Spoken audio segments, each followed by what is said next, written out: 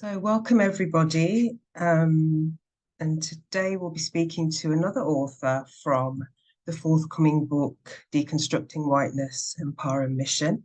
And today we'll be hearing from Ruth Harley, who's the co-author of Holding Space with Al Barrett. So, hello, Ruth. Could you introduce yourself, please? Yeah, of course. Hi, Carol, and hello, everyone. So my name is Ruth Harley. I'm a priest in the Church of England, and at the moment I'm a curate in Milton Keynes, which is in the Diocese of Oxford, and I'm working in a local ecumenical partnership here. And in my academic life, which gets squeezed in around the edges of all that, I'm an ecclesiologist, so I'm particularly interested in questions of how power functions within the church and how the church functions in relation to power. Okay, thank you. So could you briefly talk about what your chapter's about? Sure. So we took as our starting point for this chapter Willie James Jennings' phrase, the facilitating obsession of whiteness. And we wanted to really interrogate how whiteness functions in the context of facilitation. So both Al, my co-author, and I are influenced by kind of social justice focused models of mission, and in those contexts you often get quite an emphasis on facilitation as a collaborative practice. And we really wanted to kind of problematize the idea of facilitation as something neutral, and in particular the figure of the kind of what we've named the good white facilitator. So the phrase we're using to help us think about that is that phrase that's in the title of the chapter, holding the space. So we've spent a bit of time around the word hold and around the word space, and also facilitation and speaking, and considering some of the resonances that those words have in conversation with Black theologians and Black theorists outside the field of theology as well. And really, what we haven't done is come up with a model of good white facilitation, because we don't think that's possible. But what we have come up with, we hope, is some prompts, some questions, some unsettlings to kind of move us beyond that idea that facilitation necessarily is or even can be a neutral thing, particularly when it's happening in that context of whiteness. Okay, thank you. What made you take this particular approach to your chapter? Yeah, so we were building in some sense on some of our previous work around how we understand mission and how we understand agency within mission and who has agency and where that's located. And we've critiqued in the past models that are very kind of, the doer and the done unto. But what we really wanted to do here is examine our own entanglements in systems of whiteness.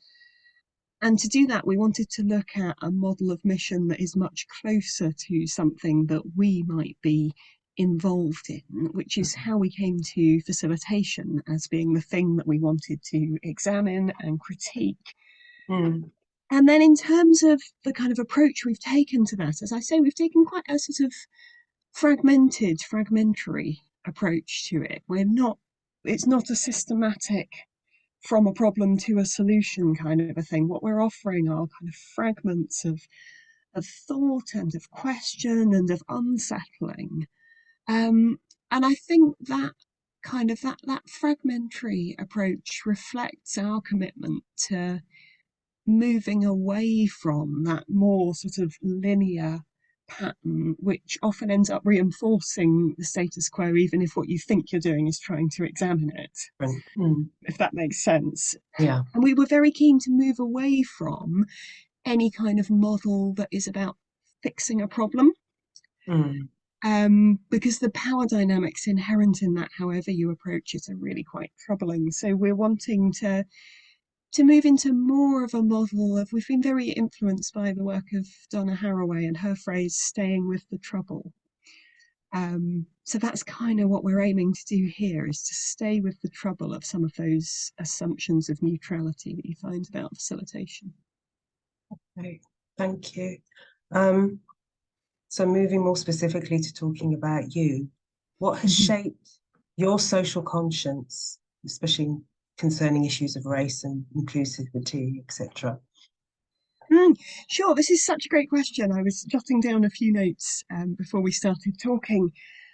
And for me, I think partly it goes back right to really early childhood. So I was taken on anti-apartheid marches in my pram, which I don't remember. Obviously, I was too little. But I do remember in the early 90s doing all my colouring and drawing at home on the back of old anti-apartheid leaflets and posters that weren't needed anymore. That was our kind of scrap paper.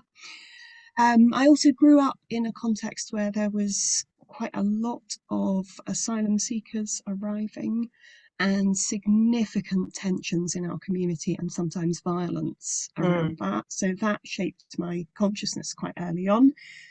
And then in terms of thinking more systematically about it, that probably started for me towards the end of my time at university, when I discovered the work of Sara Ahmed and started reading her stuff. I started reading it because I wanted to read her feminist writing, and then of course became drawn into her anti-racist writing, because for her it's completely inextricable, which of course it is. Yeah.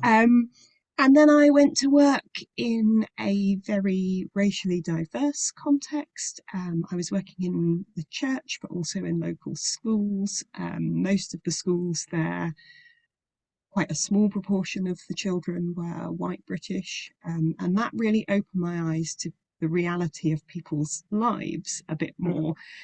And also, I was very lucky in that context that I had some really good Black colleagues who were very patient with me and very willing to share their perspective with me. I have such a strong memory, if I can just share a little story for a moment, of I was working as a youth worker, and it's a bit of a stereotype that youth workers all wear hoodies.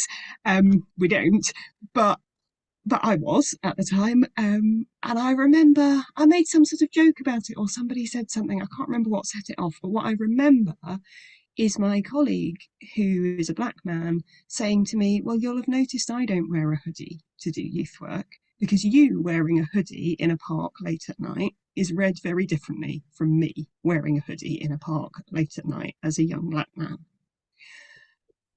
And I just never thought about it. That was one of those moments of realizing my own obliviousness, and that kind of obliviousness that I am allowed to have as a white person. And then over the years, my thinking has been influenced by lots of Black theologians, as you would expect. So Anthony Reddie, Willie James Jennings, Dolores Williams, Kelly Brown Douglas has been a really big influence on my thinking. Also critical white theologians, in particular Jennifer Harvey and her work around disidentifying with the figure of Jesus, as being something that is a really helpful practice for white people to adopt. And then I trained for ordination at the Queen's Foundation in Birmingham, which is the home of the Centre for Black Theology. And Black Theology is a compulsory module for all students at Queen's, which is fantastic. And we need more of that in more theological colleges in this country. And there I encountered a kind of pedagogy that was really aimed at forming actively anti-racist clergy. And that has been hugely influential on me. And at the same time, I was able to see some of that being put into practice in the parish that I was attached to at that time. And then I think there's an ongoing journey. I'm very fortunate to have Black people who I think of as mentors in my life. I think that's really helpful to me in this kind of work. But also to have one or two, and it is a fairly small circle, of other critical white theologians who are also clergy, who can hold each other to account, and ask each other hard questions about that. And I think that that collective journey is quite an important influence for me. Thank you for sharing that. What do you think are the biggest challenges that face the church and wider society in terms of uh, issues of social justice? Gosh, this is a huge question, isn't it? Yeah. I think for me, I was thinking about this. There's so many factors that we could name, but I think underlying a lot of it for me is a kind of an unwillingness to sit with discomfort and uncertainty and ambiguity. It feels to me that culturally and theologically, actually, there's a real drive for, well, we must be able to solve this, or there must be an answer, or and that prevents us from doing some of the deeper work of disentangling some of the really kind of complex stuff that is underlying the big social injustices that we see around us. And I think as well, an assumption, particularly among those of us who are privileged in any way, whether that's around race or gender or sexuality or ability or class, any of those dynamics, kind of a desire to keep returning to safety, to experience discomfort as something temporary from which we must be able to return or escape or get away, and that kind of return to a comfortable place is what we're aiming for. And that dynamic is really paralyzing because it prevents us from moving into those spaces of discomfort, of being having our kind of norms destabilized in a way that enables us to be really critical and really interrogate some of the underlying structures that lead to injustice. And then we end up doing the sort of sticking plaster things Mm, because they're the easy things, because they don't push us into something that makes us feel uncomfortable. So I think that unwillingness to sit with discomfort and ambiguity, I think that is fueled by an anxious church. Certainly, the Church of England is institutionally anxious on a massive scale, which really doesn't help.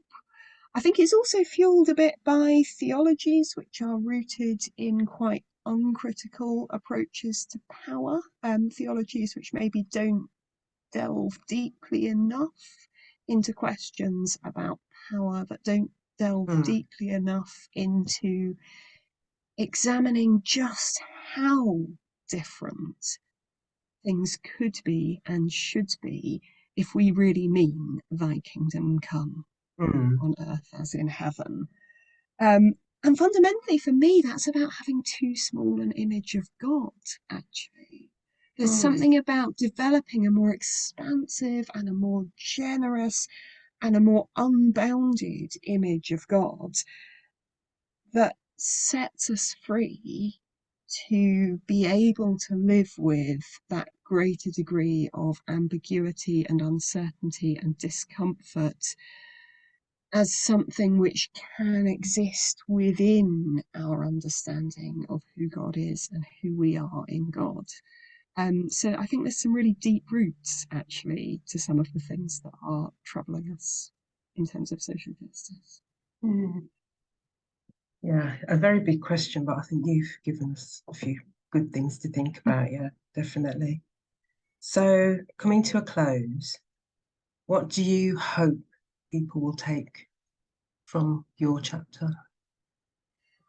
So I hope that particularly people who read it from a similar position to myself and Al, so people who are white Christians, clergy, or others in leadership who are committed to a kind of collaborative approach to social justice and who are frequently in a position where we are asked or expected to be in a facilitating role. I Mm, hope that people reading from that perspective, what they will come away with is a much more critical awareness of the issues at play in that. Um, and I hope that people coming from that position or positions adjacent to that will be willing to take up the kind of invitation that we offer towards the end of the chapter, which is an invitation to inhabit ambivalence is our first thing, to move into that space of knowing that we don't know. To acknowledge particularity, so to own the fact that we are not neutral, and whiteness is so far from a neutral thing. It's really about as far as you can get from neutral. And to embrace limitedness. So to know that there are limits to what we can know and what we can do and what spaces we can inhabit. And that sometimes that limitedness actually is what enables us to engage with perspectives far broader than our own, but on their own terms and not on terms that we are setting and facilitating.